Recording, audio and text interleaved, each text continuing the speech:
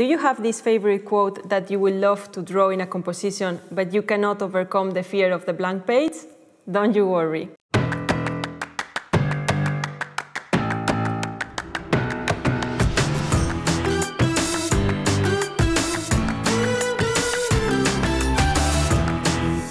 In this video, I will guide you step by step through the whole process of making the perfect hand lettering composition. This video is perfect for all of you who have been playing around with different lettering styles and want to jump into the next level. For this video, I will be using a pencil and eraser to sketch up some ideas and thumbnails for our composition. For inking my composition, I'll be using double-ended watercolor brush pens and Triplus fiber tip pens. You can use regular copy paper to sketch some ideas, but find yourself a good piece of smooth paper with around 200 grams per square meter for your final artwork. You may also need a ruler to transfer your layout to your final piece of paper. You will find a list of all the used products in the description box below. For this composition, I'm going to be following some steps that you can always follow when you're facing a new piece of artwork or a new project. The first step is always to take a good look at the sentence that we want to draw. The message that we're trying to convey will guide us through our design choices. I recommend that you choose a sentence that has 5 to 10 words, so you can play around a little bit with styles, but you don't run out of space for your words and your decorations. I'm going to choose the sentence, "You never know who you are inspiring." So I'm going to write it here on the top of the page.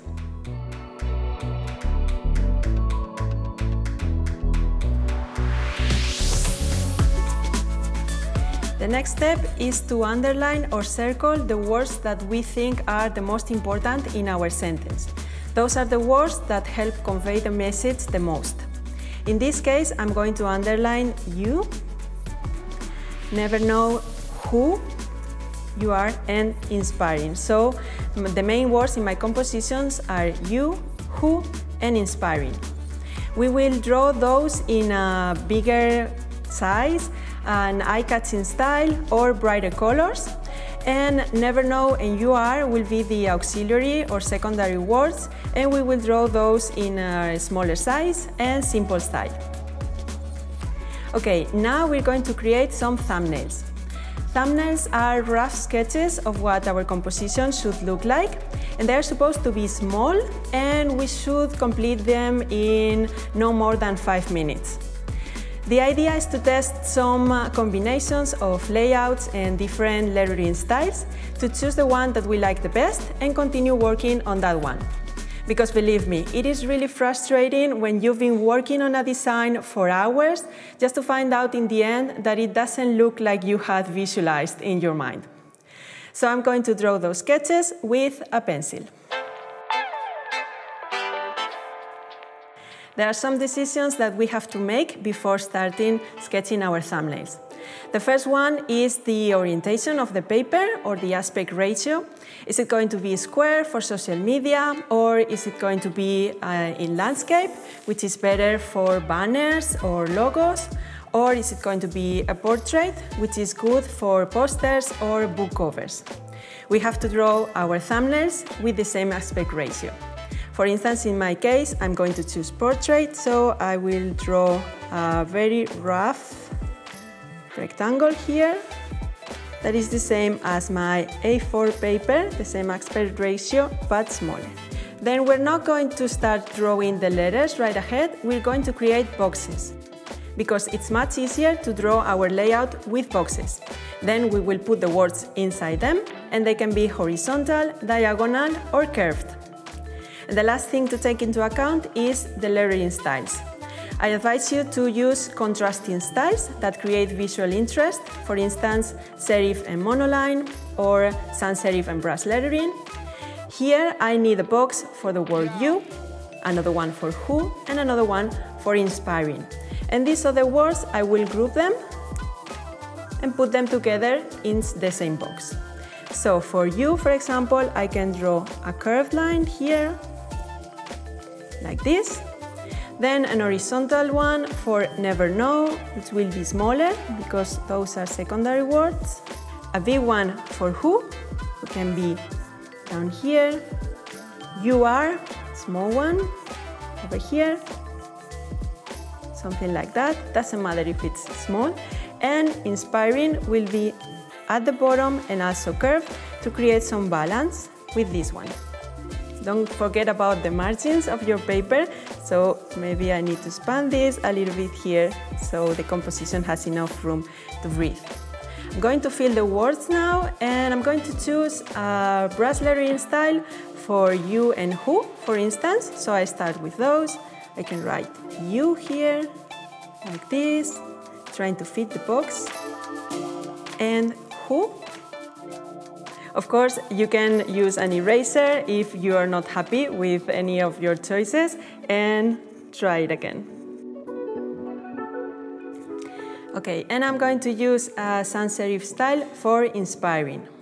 It's always a good idea to mark the center of the thumbnail and then count the letters in your word and find the middle point. This is the center, and that eye should be placed more or less in the center of your thumbnail as well. Something like this. And then for never know and you are, I'm going to choose also sans serif style, but in a smaller size. So I will try to fit those words here. And you are really tiny here. And of course, we have some empty spaces around our composition, but we will talk about decorative elements in the next video. This is just one idea of a thumbnail, but I'm going to show you some other ideas I've been working on for this sentence. It's okay to play around with different style, different ideas, with some curved banners like here, with different styles for the main words to see which ones you like the best. And when you have 3 or 4 ideas, choose the one you like most. For me, is this one.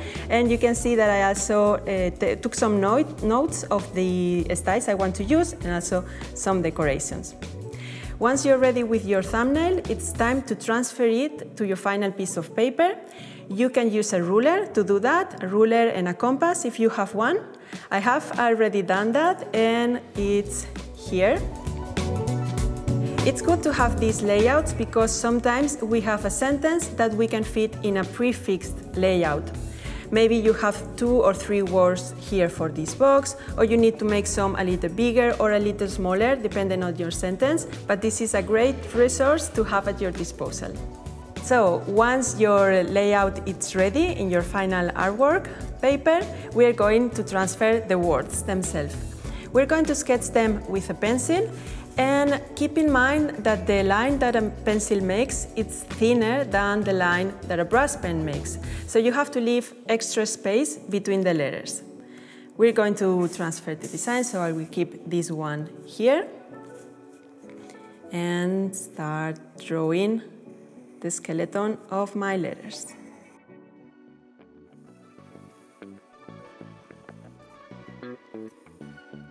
Don't press too hard here because you will need to erase those lines later, and if they are too hard, you will be able to see them in your final piece of art. I always start with the most important words.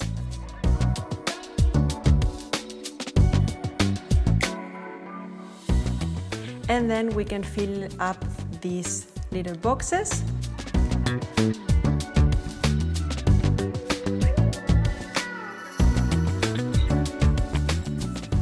And you can see that my letters are not touching the borders of the box, but that's because I'm already planning on drawing a banner here, so I need some space between this word and this word. It's always a good idea to leave some extra space for decorations or for shadowing, so you don't run out of space when everything is inked. And inking is our next step, but before that we will have to choose our color palette. You can find more about what the colors mean and which color combinations work best in color theory, But for this one, I have already chosen my palette and I'm going to be using these colors. I love these turquoise, and yellow and purple are complementary colors, and that means that they create a lot of contrast, so the result will be very interesting. Decorations are something that we are going to do in the next video, so let's ink our letters first. Just one more thing to consider before starting inking. Now it's not a good time for improvisation or experimentation. Our design is already set, so try to follow your sketch as closely as possible. But of course, always trust your hands, your muscles, and try to draw the lines in the most natural way. You can rotate your paper, if that's better, to create some lines. And be careful with your strokes. Remember, when you're going up, you create thin lines. When you're going down, you create thick lines. And let's do it.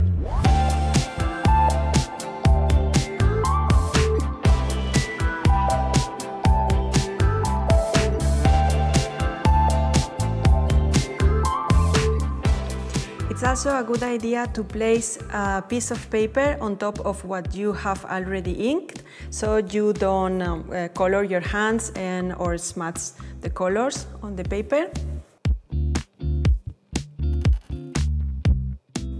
And as you can see, the lines that I just created with the brush pen are thicker than the pencil lines, so it's also a good idea to create a rough sketch with your brush pens before you ink the final one. For these letters, I'm going to use a Triplus fiber tip pen that will create thinner lines. Now we are ready with the inking of the letters. As you can see, I haven't used the yellow color because I'm going to use it for decorations and it will bring some light into my composition. And you have to wait until the ink is completely dry to erase your pencil lines, because otherwise you will smudge the colors all over the paper and we don't want that. And the last step, but not the least, is to be proud of the artwork you just created. Of course, it's not going to be perfect, there's always room for improvement, but you created something unique and I'm sure that it is worth showing. Feedback and constructive criticism from artists you trust will help you improve and create better and better letterings every time. You can download and customize your own composition templates at the Hand Lettering Creator. You will find designs for many different occasions, so follow the link below and check it out. Creating this piece was a lot of fun and I hope you enjoy watching it as well. So don't forget to like this video and do your own version of it. I cannot wait to see what you create, so don't forget to share your results on social media using the hashtag #MyDesignJourney. To see the final piece, you can check our next video where I will also show you my ultimate collection of decorations that anyone can draw. You will be able to use them on your journals and your planners too, so surely you don't want to miss it.